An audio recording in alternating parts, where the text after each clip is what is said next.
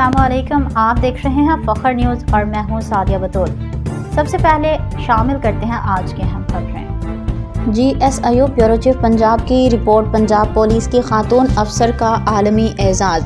पाकिस्तान का नाम आलमी सतह पर रोशन कर दिया। International association of women police ने SP आयशा भट्ट को एक्सीलेंस इन परफॉर्मेंस अवार्ड 2025 के लिए मुंतखब कर लिया। ग्लासगो स्कॉटलैंड में इस साल सितंबर में मुनाकिद होने वाली 62वीं सालाना कॉन्फ्रेंस में SP आयशा भट्ट को आलमी अवार्ड से नवाजा जाएगा।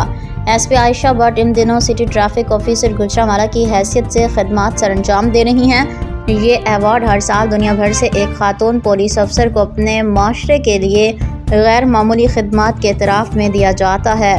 तर्जुमान पंजाब पुलिस के मुताबिक आयशा भट्ट को पुलिसिंग के शोबे में शानदार कारकर्दगी और खिदमात के एतराफ़ में अवार्ड के लिए मुंतखब किया गया है।